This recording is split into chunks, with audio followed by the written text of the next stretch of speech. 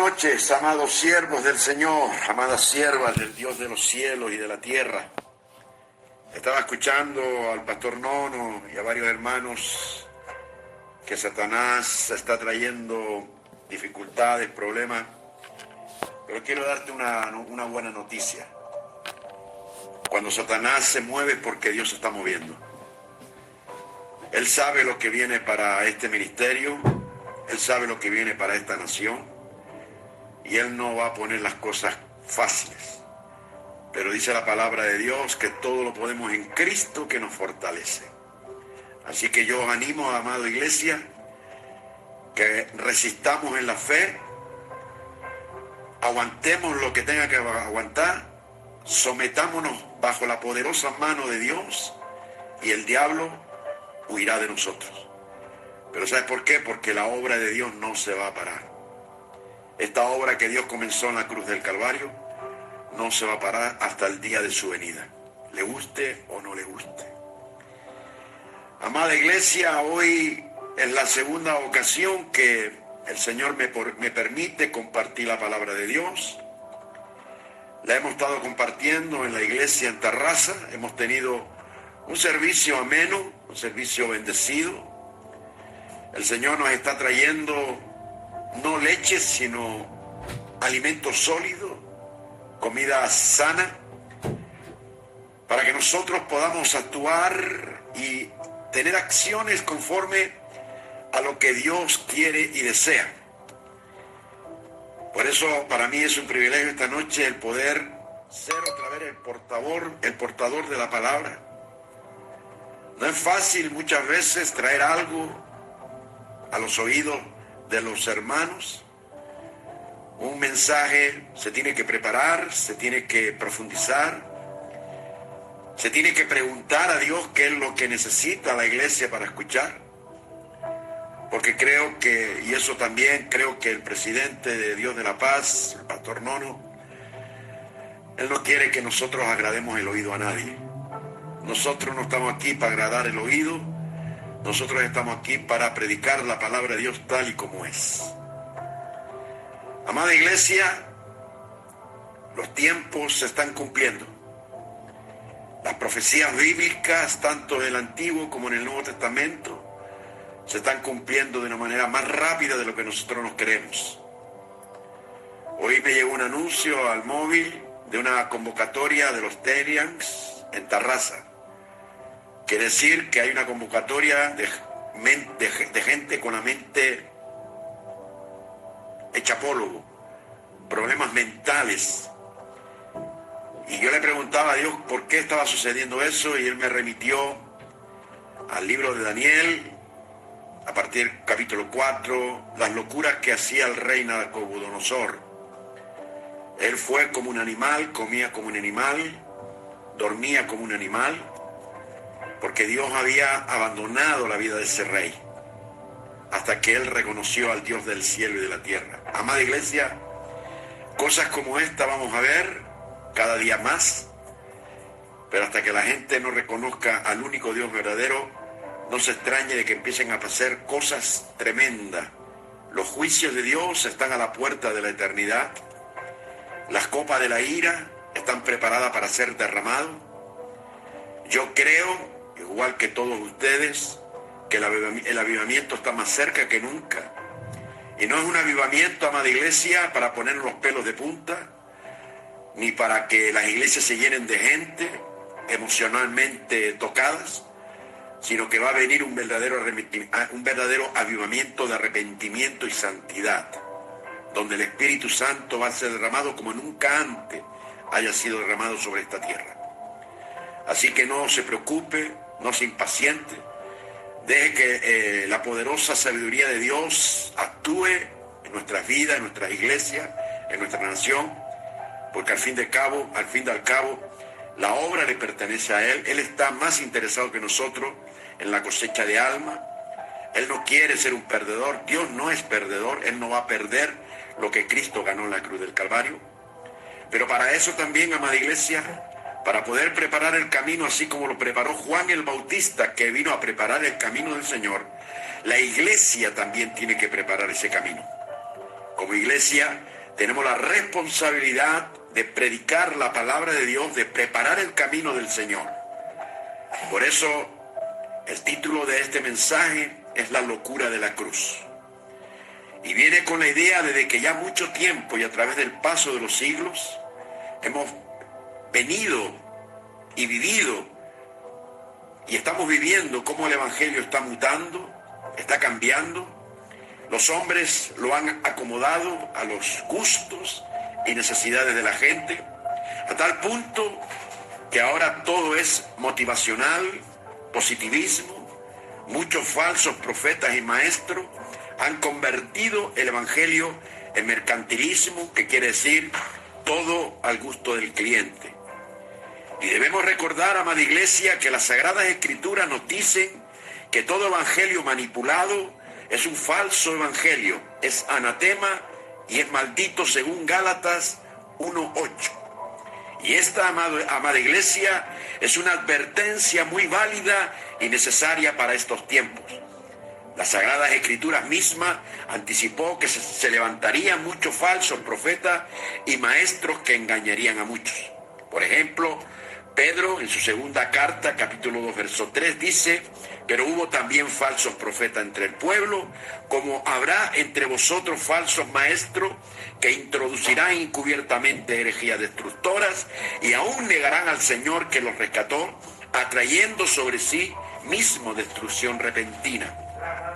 Y muchos seguirán sus desilusiones, por causa de los cuales el camino de la verdad será blasfemado, y por avaricia harán mercadería de vosotros con palabras fingidas. Sobre los tales ya de largo tiempo la condenación no se tarda y su perdición no duerme. Amada iglesia, usted debe de saber y entender que el evangelio verdadero y genuino es el poder de Dios para la salvación de todo aquel que cree. Y quiero decirle que sus pilares son innegociables. En el libro de los Proverbios, Salomón dice en el capítulo 23, verso 23, comprad la verdad y no la vendas. Y aquí hay una enseñanza, amada iglesia. Cualquier mensaje diferente, aunque venga de alguien con apariencia de autoridad, es considerado, según el apóstol Pablo, como anatema o maldito. Y hoy, amada iglesia, tristemente, en estos tiempos que vivimos, muchas personas son fácilmente ofendidas cuando escuchan una confrontación a su forma pecaminosa de vivir. Y yo quiero decirle de todo corazón y con toda autoridad del cielo que por favor nunca usted suavice el evangelio. Si la verdad ofende, entonces deje que ofenda. La gente, amada iglesia, ha estado viviendo toda su vida ofendiendo a Dios. Deje que se ofenden por un momento.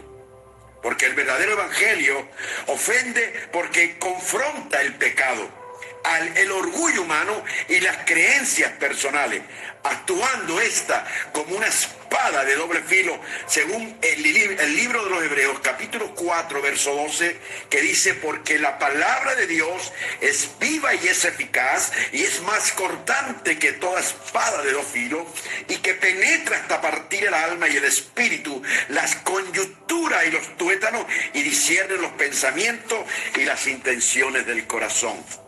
Y la palabra de Dios, amada iglesia, revela la verdadera condición espiritual sin buscar la aprobación popular. A diferencia de los mensajes que suavizan la verdad, el evangelio bíblico incomoda al exigir arrepentimiento. Y no estoy diciendo, amada iglesia, que el evangelio busque ofender gratuitamente, sino que al revelar la verdad, la condición espiritual del hombre se siente ofendida, la cual es necesario para reconocer la necesidad de la gracia. Además, amado pueblo del Señor, el evangelio no es pragmático, no busca ser popular ni hacer sentir cómodo a los pecadores eliminando la verdad, sino que se mantiene honesto respecto al pecado y al juicio de Dios. También, amada iglesia, para muchos un mensaje de más de media hora es muy aburrido. Muchos cristianos hoy se aburren al escuchar la palabra de Dios, no porque la palabra haya perdido poder, sino porque algo ha cambiado en el corazón y en el entorno de esa persona. Y la pregunta más fuerte no es por qué se aburren, sino qué está alimentando la mente de esa persona. ¿Está buscando esa persona a Dios o solo cumpliendo con asistir a la iglesia? Además, amada iglesia, hay otra cosa más triste y muy dura, que en lugares donde el cristianismo es una tradición, muchos asisten por costumbre. Y quiero decirle una verdad eterna: si no hay hambre espiritual real, cualquier predicación perecerá siempre aburrida y pesada. Pero por la gracia y la misericordia del Señor, hoy damos gracias a Dios, aún hay un remanente que se mantienen en la verdad. Sus convicciones están intactas, no predican un evangelio acomodado ni antojadizo. Amada iglesia, el interés de la verdad es no abandonarla, aunque nos cueste el sacrificio en nuestras vidas. Pues nosotros, amado pueblo del Señor, no vivimos no para esta edad ni para los príncipes de este mundo, sino vivimos para el Señor y para la eternidad. Amada iglesia, un perro ladra cuando su amo es atacado. Y yo sería un cobarde, yo sería un hipócrita, y todos seríamos cobardes e hipócritas si es atacada la verdad de Dios y permanecemos en silencio. Con estas palabras enfatizo que la fidelidad a la soberanía de Dios y a la palabra de Dios requiere una postura activa y valiente, considerando el silencio ante la distorsión del mensaje divino, no solo como una omisión, sino como una falta de fe y lealtad. Ese es el evangelio que debemos predicar, que aunque parezca duro y ofensivo, es el evangelio que salva las almas de los hombres. Y quiero decirte algo, y quiero que lo grabes en tu corazón: el evangelio no es salvación para todos, sino salvación para todos los que creen. Para los demás es una sentencia de muerte. Un hombre podrá darse cuenta que los deleites temporales que puede perder en la tierra no se compararían jamás a la vida eterna que Cristo puede otorgarle por medio de su arrepentimiento y su nuevo nacimiento. El texto bíblico, que es el corazón de la Biblia, Juan 3:16, dice: porque de tal manera amó Dios al mundo, que dio a su Hijo unigénito para que todo aquel que en él crea no se pierda, mas tenga vida eterna. En Lucas 9:25 al 26, el Señor Jesús dice: pues ¿qué aprovecha el hombre si gana todo el mundo y se destruye o se pierde a sí mismo? El texto bíblico que he escogido es 1 Corintios capítulo 1, 18 al 24. Dice así: porque la palabra de la cruz es locura a los que se pierden, pero a los que se salvan, esto es a nosotros, es poder de Dios. Pues está escrito: destruiré la sabiduría de los sabios y desecharé el entendimiento de los entendidos. ¿Dónde está el sabio? ¿Dónde está el escriba? ¿Dónde está el disputador de este siglo? ¿No ha enloquecido Dios la sabiduría del mundo? Pues ya que en la sabiduría de Dios el mundo no conoció a Dios, mediante la sabiduría agradó a Dios salvar a los creyentes por la locura de la predicación. Porque los judíos piden señales y los griegos buscan sabiduría. Pero nosotros predicamos a Cristo crucificado, para los judíos ciertamente tropezadero y para los gentiles locura, mas para los llamados, así judíos como griegos, Cristo poder de Dios y sabiduría de Dios. El profeta Isaías en el capítulo 44, verso 25 dice: que deshago las señales de los adivinos y enloquezco a los agoreros, y que hago volver atrás a los sabios y desvanezco su sabiduría. Y esta misma palabra lo citó el apóstol Pablo en el primer libro de los Corintios, capítulo 1, verso 20 al 31, que usted pueda leer más adelante en la tranquilidad de su hogar. Amada iglesia, no somos mandados para hacer diplomacia, sino somos mandados como profetas, como atalayas, y nuestro mensaje no es otra cosa que un ultimátum. Segunda de Corintios 5:20 dice: así que somos embajadores en nombre de Cristo, como si Dios rogase por medio de nosotros, os rogamos en el nombre de Cristo, reconciliados con Dios. Amada iglesia, amado pueblo del Señor, ser atalayas de la verdad de Dios es una responsabilidad espiritual basada en el libro del profeta Ezequiel, capítulo 33, verso 36.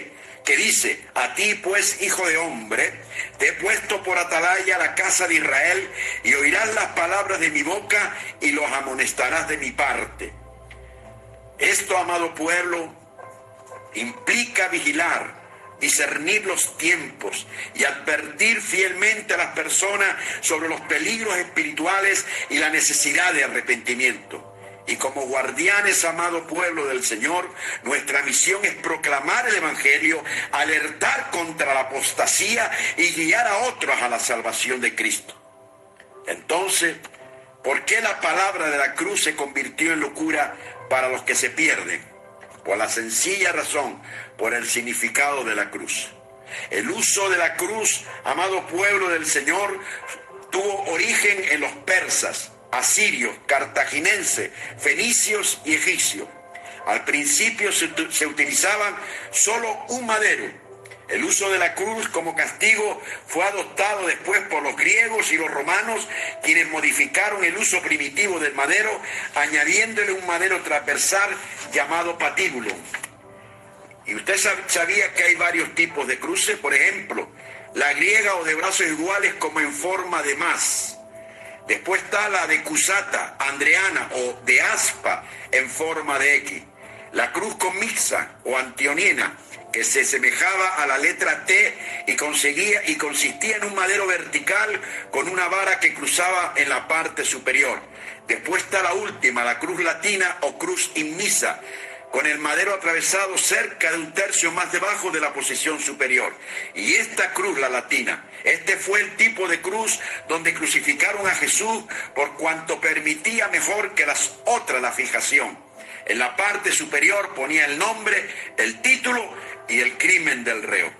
En Mateo 27:37, la palabra de Dios dice: y pusieron sobre su cabeza su causa escrita. Este Jesús es el rey de los judíos. En Lucas, si usted lo puede ver en casa, en el capítulo 23, trata del juicio, la muerte y la sepultura del Señor. En Lucas 23:4 dice: y Pilato dijo a los príncipes de los sacerdotes y a la gente: ninguna culpa hallo en este hombre. Amada iglesia, el rótulo de la cruz de Cristo únicamente llevaba el nombre y el título, porque Pilato no encontró crimen o delito alguno en él. ¿Sabía usted, amada iglesia, amado pueblo del Señor? ¿Sabía usted que hay 3 declaraciones de inocencia sobre la vida de Jesús?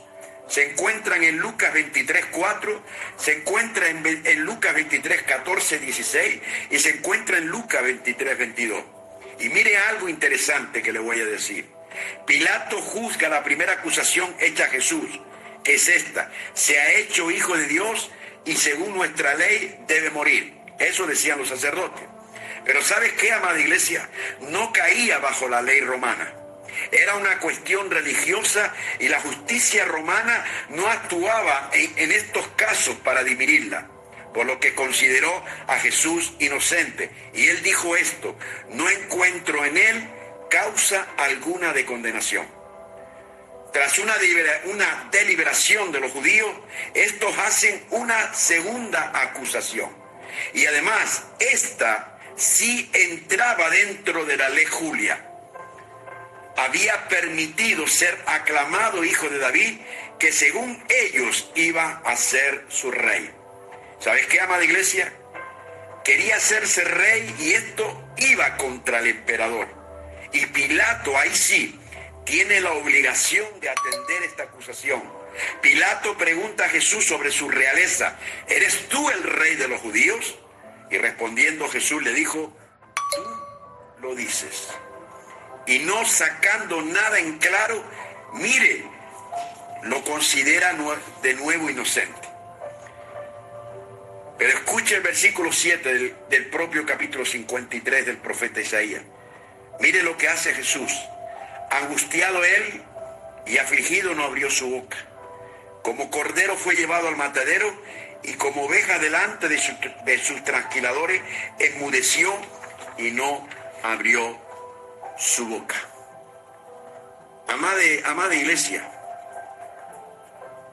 yo no sé si alguna vez usted se ha preguntado quién eran las personas que morían crucificados.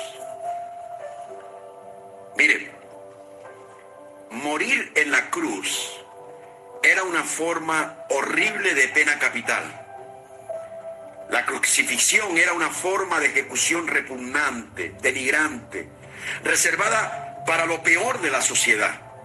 Los romanos veían a cualquier crucificado como digno de absoluto desprecio. Usaban la cruz solo para la escoria, para los humillados y para los más bajos de la sociedad.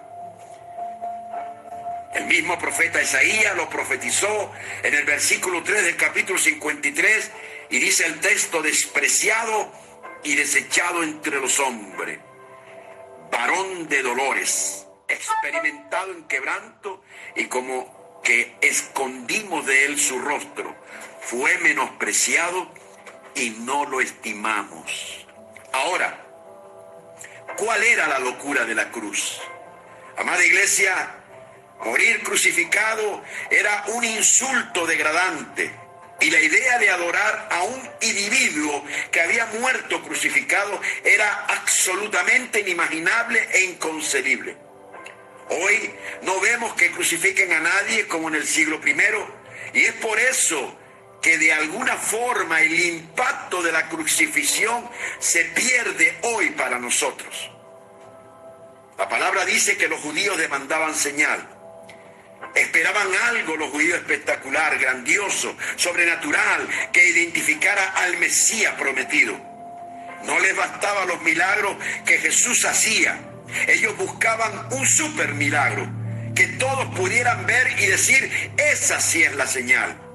Los griegos buscan sabiduría y a través del conocimiento filosófico, una idea elevada, una experiencia fuera del cuerpo.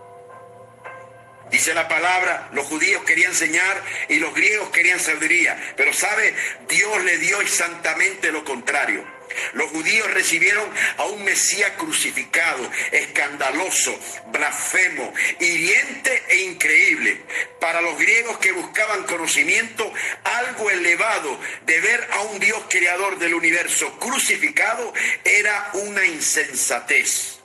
Por ello, amado pueblo del Señor, ellos mismos sabían que, como dice Deuteronomio 21:23, que es la ley, dice: no dejaréis que su cuerpo pase la noche sobre el madero, sin falta lo enterrarás el mismo día, porque maldito por Dios es aquel que es colgado, y no contaminarás tu tierra que Jehová tu Dios te da por heredad.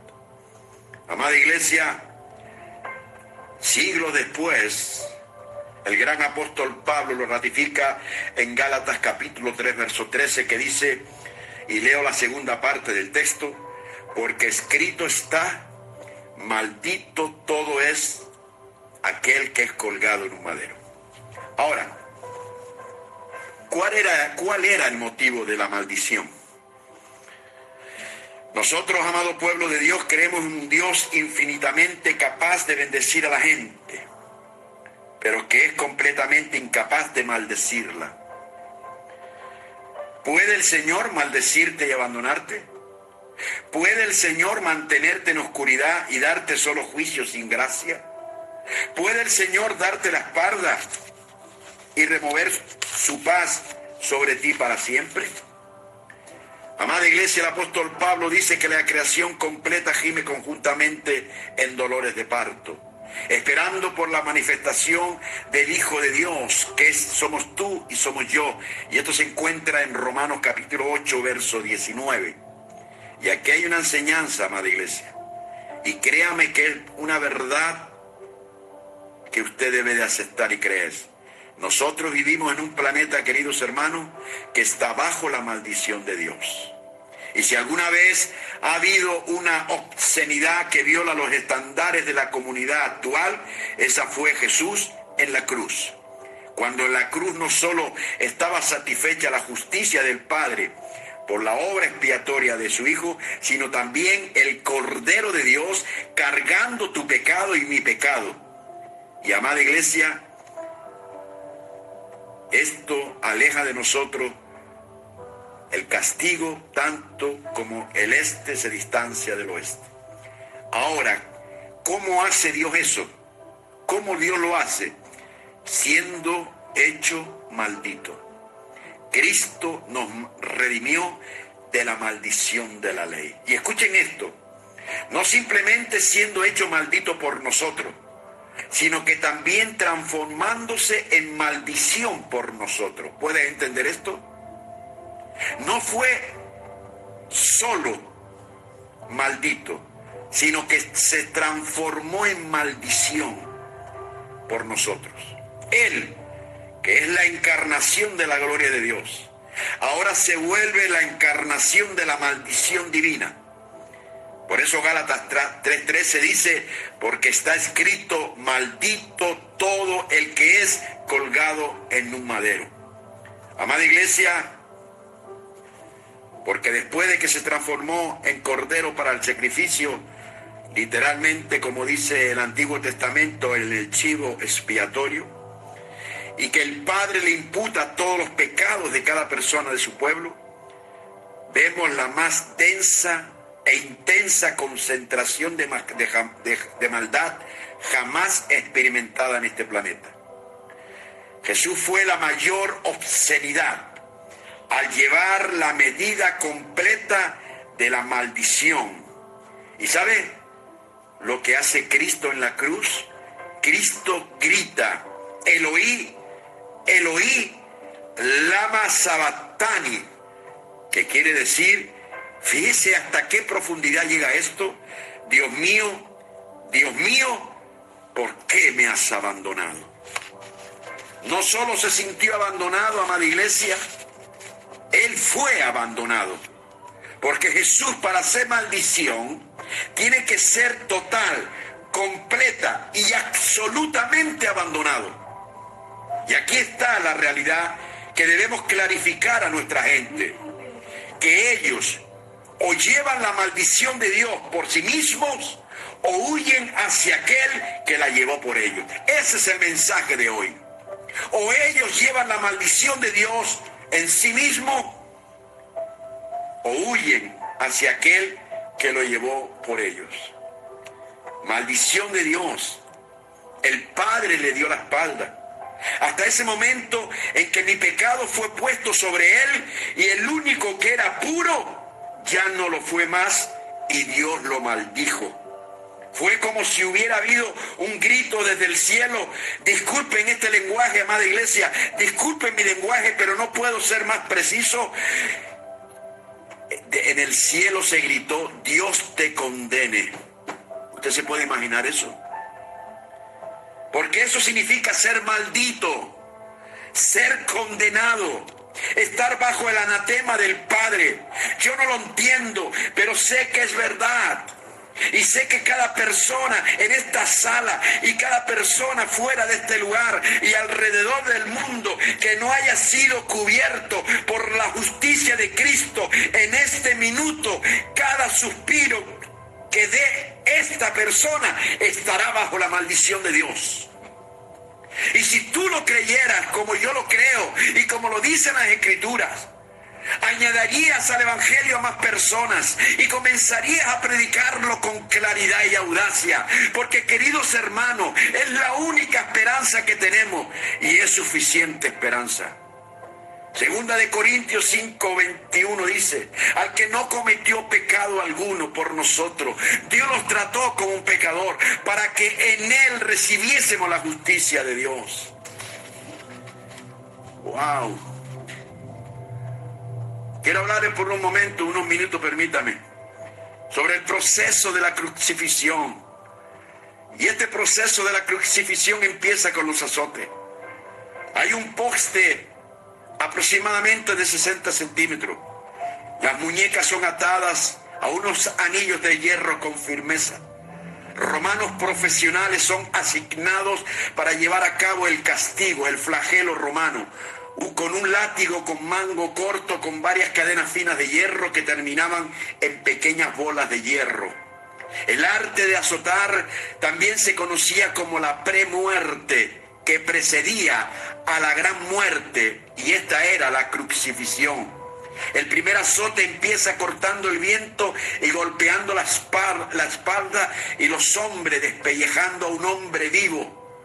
Cada azote con flagelo en el cuerpo de la víctima se entremece por el dolor. Hay dolor más allá del propio dolor, amada iglesia. En la circunstancia de Jesús es imposible explicar médicamente el dolor que sentiría cada vez que recibía un correazo con las bolas de plomo. Podríamos decir que en estos momentos Jesús era solo dolor. La ley hebrea permitía un máximo de 39 azotes, porque era parte de la ley. 40 azotes era lo legal. Si dabas 39, era como por decir que habías tenido compasión de esa persona. Y se encuentra en el libro de Deuteronomio 25, verso 3. Esa expresión era usada en el lenguaje legal de aquellos tiempos. O sea, el decir 40 menos 1 en vez de decir 39. Y bueno, en mi humilde opinión, si fueron 39 los azotes en la espalda de Jesús, pues por sus llagas somos nosotros sanados. Y quiero dar un pequeño dato histórico. No sé si usted lo recordará.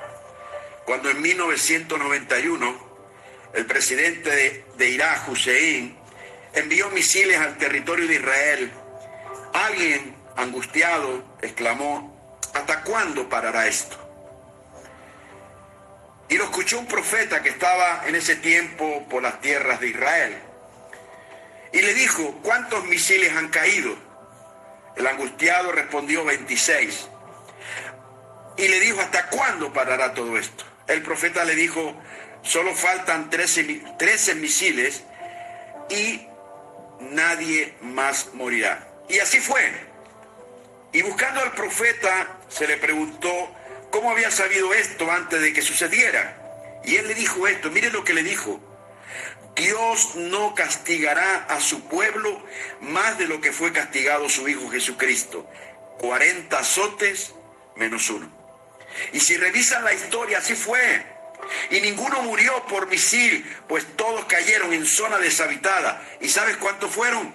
39 misiles. Además, amada iglesia, el número 40 representa algo importante en la Sagrada Escritura. El número 40 representa el nacimiento. Le voy a dar algunos ejemplos. 40 días duró el diluvio para que el tiempo naciera, para que al término naciera una nueva humanidad. 40 días estuvo Moisés en el desierto. 40 días el filisteo Goliat provocó al pueblo de Israel. 40 días estuvo Jesús tentado por Satanás. 40 días apareció Jesús después de resucitado. 40 días pasan para que el embrión se transforme en feto. 40 semanas para que nazca. 40 años estuvo Israel peregrino en el desierto y nació una nación. Así que, amada iglesia, bien después de 39 azotes en la espalda de Jesús, viene nuestra nueva vida, la que tenemos hoy. Y ese es el resultado de 39 más 1, 40. Amada iglesia, los romanos no solo estaban obligados a dejar a Jesús con vida, por dos razones. Una, para poder mostrarle al público para que éste se compareciera.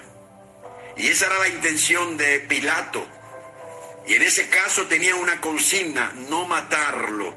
Así lo había mandado Pilato, que dijo en Lucas 23:16, lo castigaré y luego lo soltaré. Y la otra, para que en caso de condena a muerte, llegara vivo al lugar de suplicio y crucificarlo vivo. Y eso lo exigía la ley. Por eso únicamente la pérdida de conciencia sería un alivio para el azotado.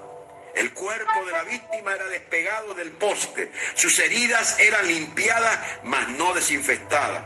Y el siguiente paso, amado pueblo del Señor, era el camino hacia la ejecución. El condenado, en este caso Jesús, debía cargar con su propio instrumento de muerte. Zacarías capítulo 12, verso 10, dice, lo crucificarán. Y lo interesante es que Jesús predijo también su propia pasión y muerte en el libro de Mateo capítulo 21, verso 23, y su martirio en Juan capítulo 21, del 18 al 19. Además, el rey David, más de 1000 años antes, también predijo esto, Salmos 22, 16.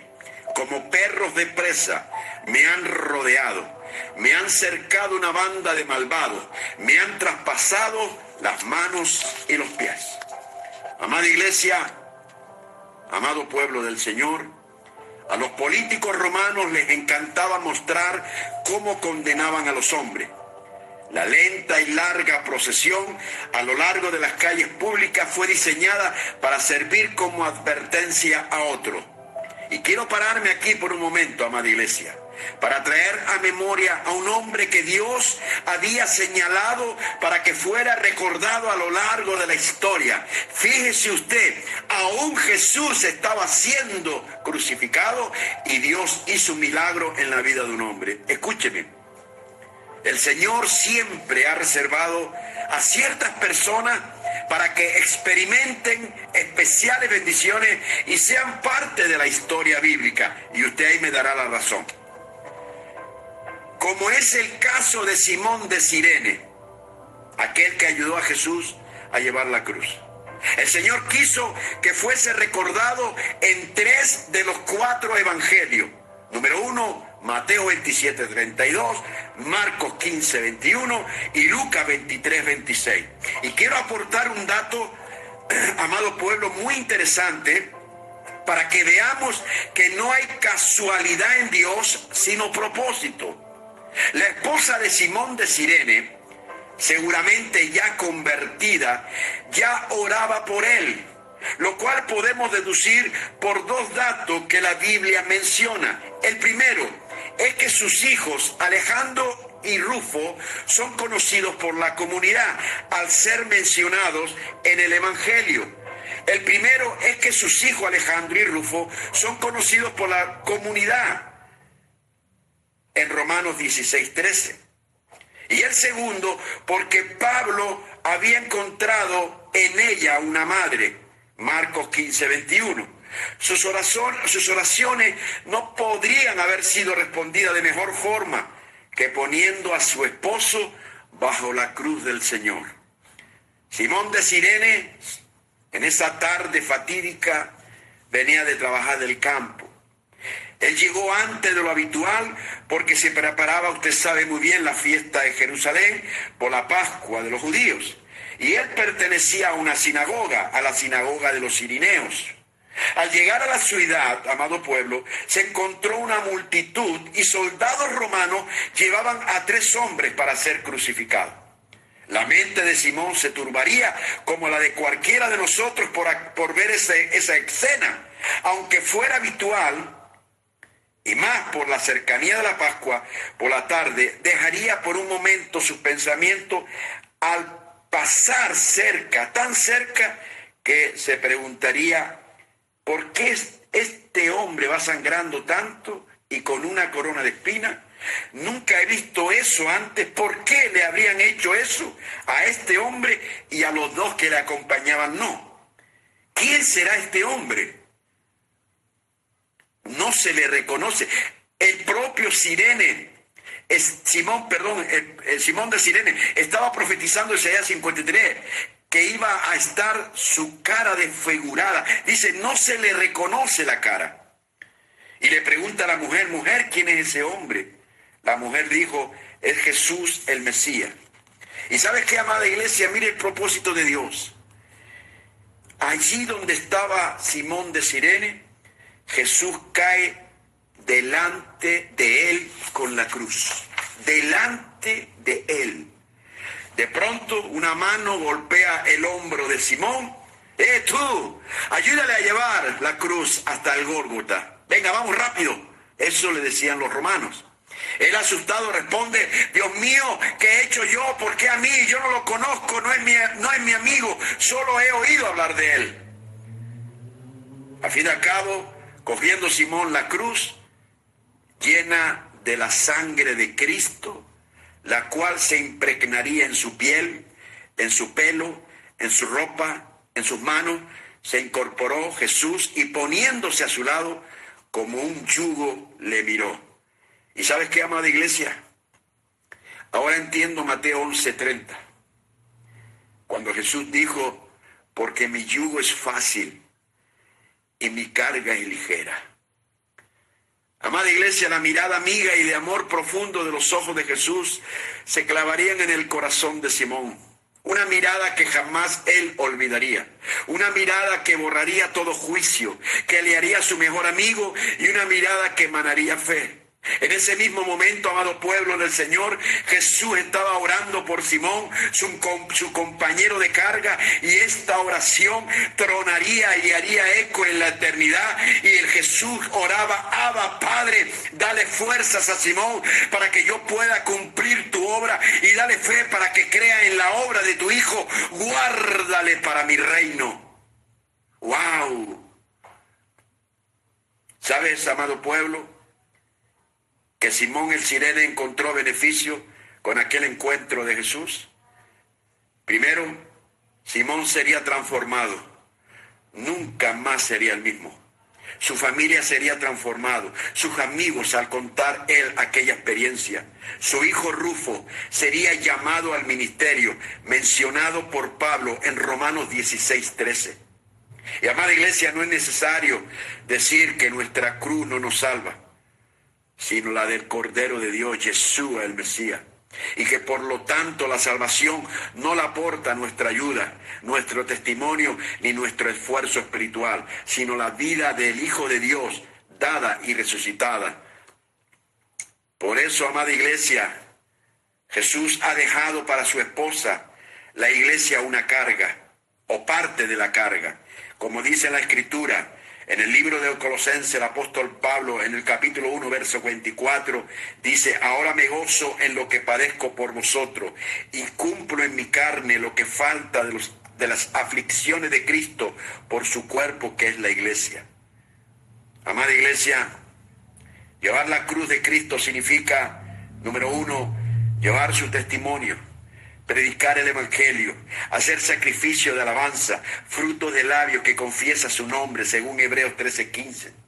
Segundo, ser sal de la tierra y luz del mundo, como dice Mateo 5:13-14. Proclamar su obra entre los hombres, como dice Marcos 16:15. Hablar en los lugares y circunstancias en los que nadie habla de Dios, sino de las vanidades del lucro y de la carne, como dice Mateo 10:16, y defender por amor de ellos la salvación del alma y el arrepentimiento, según Pedro 3:9. Y tercero, publicar un tipo de conversación que no le gusta a la mente humana, porque la condena, porque le anuncia su caducidad y su necedad. Simón de Cirene, amada iglesia, simboliza nuestra vida junto a Cristo para su gloria. No porque nos obligue la religión, sino por amor a Él y a aquellos que Él amó y por los que murió. Y esto es un acercamiento, amada iglesia, a la presencia del Señor, en el camino al triunfo eterno del Señor. Es caminar el camino de la cruz, lo que debía haber sido nuestra ascensión para ser condenado, y que en nuestro lugar se ofreció Él. Un símbolo que fue visto ya en Abraham cuando tuvo que ofrecer a Isaac, que fue sustituido por un cordero, y nosotros fuimos sustituidos por el Cordero de Dios, que quitó y quita el pecado del mundo. Amada iglesia, Cirineos es una pequeña comunidad.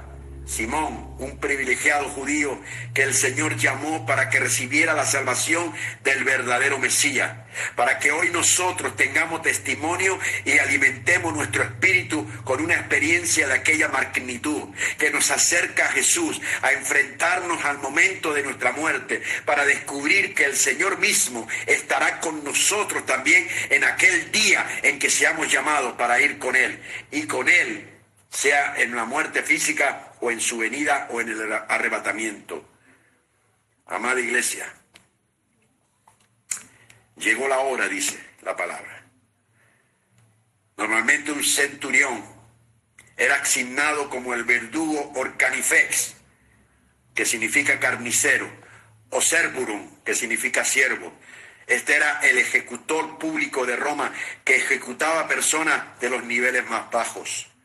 Mientras 4 soldados sujetaban al prisionero, el verdugo colocaba un clavo de aproximadamente 13 centímetros en la palma de su mano. Con un golpe hábil lograba que el clavo atravesara el patíbulo.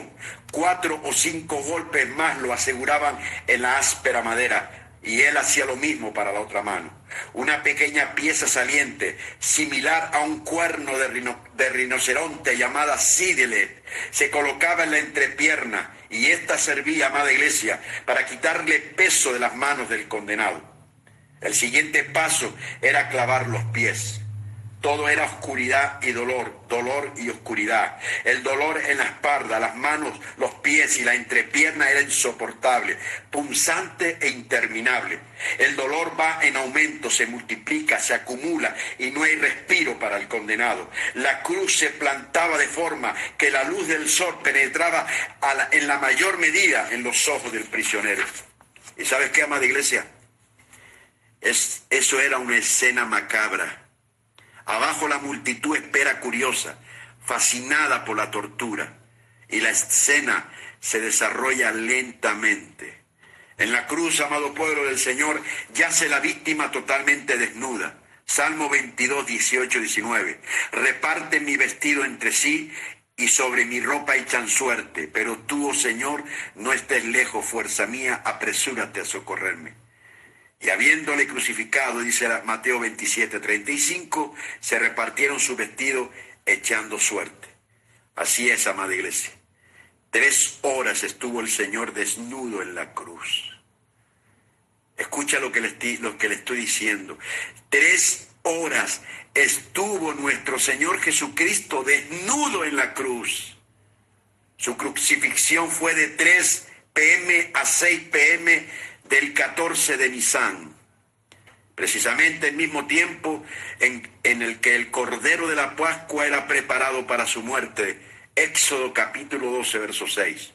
Y es un acto absolutamente obsceno, un espectáculo público, una verdadera vergüenza la que pasó nuestro Señor Jesucristo. Además empieza la sed, los labios están secos, la boca agrietada y la sangre caliente y la piel quemaba. A los pies de la cruz, el escuadrón de la muerte bebe en presencia del moribundo para atormentarle más. La luz del sol se postra directamente a los ojos del crucificado. La lengua se espesa. Lo que era saliva ahora se convierte en algo parecido a la lana. Las manos y los pies empiezan a hincharse. El cedile se le clava en las partes innombrables.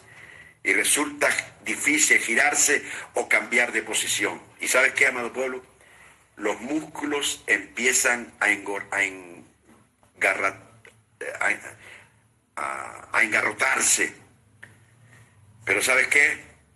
El verdadero horror solo acaba de empezar. Uno a uno los músculos empiezan a acalambrarse. No hay forma de ayudarse. Los calambres se extienden a los hombros y el tórax y también alcanzan el abdomen. Después de 2 horas en la cruz, todos los músculos del cuerpo están engarrotados y la agonía cada vez es más intensa. Y los hombres gritan hasta volverse locos. El dolor y los síntomas son similares a la enfermedad del tétanos. ¿Sabes cuál es la enfermedad del tétano? Violentas contracciones musculares continuas provocadas por una bacteria. El hombre ni con toda su inteligencia ha podido concebir muerte como la del tétanos, con la contracción lenta y continua de cada músculo del cuerpo. Esa era la muerte por crucifixión y alargaba la agonía tanto como era posible. Y cada hora que pasa en la cruz, amado pueblo, se convierte en una eternidad. Y no solamente está el dolor, hay moscas, insectos, se oyen los aullidos de los perros por el olor de la sangre que penetra por sus orificios nasales. Aves carroñeras en el cielo vuelan en círculo cada vez más bajo. Las oraciones parecen una burla. Solo queda orar o maldecir. Y con el transcurso de las horas, los vasos sanguíneos que alimentan los nervios se aprietan y con la falta de circulación empieza a notarse la sensación de parálisis. Amada iglesia, en la cruz nunca llega el final de la agonía, solo cambia el tipo de sufrimiento y el dolor. Con el paso de las horas los soldados tratan de acelerar la muerte y empiezan a romper los huesos. Pero hay una profecía que se tenía que cumplir. Salmo 34:20. Él guarda todos sus huesos, ni uno de ellos será quebrantado. Juan 19:36. Porque estas cosas sucedieron para que se cumpliese en la escritura, no será hueso suyo quebrantado. ¡Wow! Amada iglesia, con la ayuda de una escalera, un experimentado legionario se subía para destrozar el fémur izquierdo y derecho del prisionero con un mazo. Estas son nuevas formas de dolor aparte de las que ya tenían.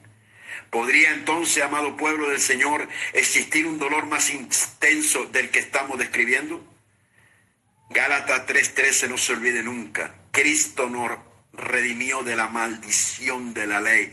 La ley exigía el sufrimiento más terrorífico hacia una persona, pero Él se hizo por nosotros maldición. ¡Wow! Por eso para muchos la cruz es locura. Y este es el significado de la crucifixión, amada iglesia. La crucifixión es símbolo de muerte. Lucas 9:23 al 24, el Señor dice: si alguno quiere venir en pos de mí, niéguese a sí mismo, tome su cruz cada día y sígame. Porque todo el que quiera salvar su vida la perderá, y todo el que pierda su vida por causa de mí, éste la salvará. La cruz, amada iglesia, puede ser locura para nosotros mismos. Cuando Jesús hablaba de cruz, la gente de esa época no podía más que pensar en tres cosas: en muerte, en humillación y en vergüenza. Para los judíos y los griegos se convirtió en locura porque no entendieron el significado de la palabra cruz. Y eso mismo, amada iglesia, ha pasado y está pasando en la iglesia hoy en día. La cruz es locura para nosotros mismos. ¿Sabes por qué? Porque nosotros esperamos alguna señal como los judíos para poder servirle. La gente, para servir al Señor, esperan una señal como los judíos. Y si la señal no viene, nos desesperamos y nos vamos. Si yo no veo lo que me ofrecieron, no veo las grandes bendiciones que he estado esperando, no veo resultados, creo que Dios ni existe, por gusto vengo a la iglesia, los que no vienen sí prosperan y yo no hay respuesta a mis oraciones. Amada iglesia, no debe ser así. Nosotros no necesitamos esperar ninguna señal. La señal ya la tenemos y fue clavada en la cruz del Calvario. Amada iglesia, esperamos conocer y entender, al igual que los griegos, qué es lo que Él quiere hacer cuando nos viene una prueba. Quiero preguntarte, cuando viene una prueba, como hemos estado hablando hace un momento, ¿qué es lo que haces? ¿Qué es lo que esperas? ¿Sabes por qué? Preguntamos cuando estamos de prueba porque buscamos conocimiento sin presencia. Y debemos de cuidar lo que decimos o esperamos del Señor, porque eso puede detener nuestro discipulado. Las señales ya fueron hechas. La sabiduría de Dios ya fue revelada en Cristo en la cruz del Calvario. El problema de nuestra falta de entendimiento de la voluntad de Cristo puede ser porque aún no estamos metidos en la esfera del falso evangelio. Probablemente creímos un evangelio que nos ofrecía comodidades, salud, dinero, fama, bienestar, bienes materiales. Y si nuestra vida cristiana aún está en la esfera del falso evangelio, seguramente ese mismo evangelio falso es el que vamos a estar enseñando. Y espero que este ministerio, Dios de la Paz, nunca cometa ese error. Nosotros debemos volver al evangelio verdadero.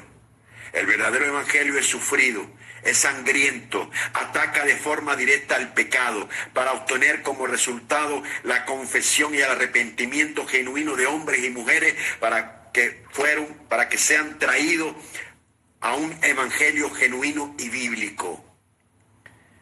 porque el verdadero evangelio es destructivo, destruye las obras del diablo y las deshace. El evangelio verdadero es sufrido. La persona humana queda relevada por la persona de Cristo. El verdadero evangelio es ofensivo, incomoda a los hombres y mujeres que viven en pecado. El verdadero evangelio es salvador, ofrece una alternativa a la condenación en el fuego eterno, porque ofrece vida eterna. Y una mayoría, amada iglesia, no ha comprendido la dimensión de las condiciones que pone Jesús para poder ser su discípulo. Y número 1 es negarse a sí mismo. Segundo, tomar su cruz cada día. Y tercero, seguirle. Jesús nunca nos enseñó que íbamos a estar cómodos, que íbamos a tener salud, que íbamos a tener dinero, que íbamos a tener fama, que íbamos a tener bienes materiales. Él nunca predicó eso. Eso es lo que se predica en el evangelio falso. Y muchos, amada iglesia, cuando los observo, pienso que no han comprendido la dimensión que se encuentran. Y la dimensión que tiene condiciones dadas por Jesús son estas: negarse a sí mismo, tomar su cruz cada día y seguirlo. Amada iglesia, tomar la cruz consiste en dejar todas nuestras comodidades. Es autocrucifixión y es autonegación. En el original griego, negarse significa rehusar asociarse con. Y la idea es que si uno quiere ser discípulo de Cristo y recibir perdón y vida eterna, debe rehusar asociarse con la persona que uno mismo es. Es dejar todos nuestros planes personales a un lado. Es seguir a Cristo. Y seguir a Cristo puede incluso provocar serios problemas en el hogar. Tal vez los problemas sean peores en lugar de mejorar, y aún así estar dispuesto a seguirle. Es dejar de seguir las riquezas terrenales por seguir una riqueza mayor, que es Jesucristo. Esa es nuestra mayor riqueza. Nuestra mayor riqueza se llama Jesucristo. ¿Y qué mayor riqueza hay más que Él? Amada iglesia, tomar la cruz incluso es estar dispuesto a soportar la humillación, la burla, la crítica, el rechazo de amigos o compañeros de trabajo. Tomar la cruz es estar dispuesto a soportar el escarnio de la gente, que nos llamen hipócritas, fanáticos, charlatanes, lo que quieran que nos llame. Tomar la cruz es tener derecho a la corona de Cristo.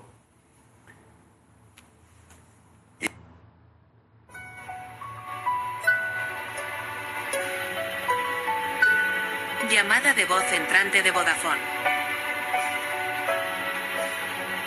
Llamada de voz entrante de Vodafone. Llamada de voz entrante de Vodafone.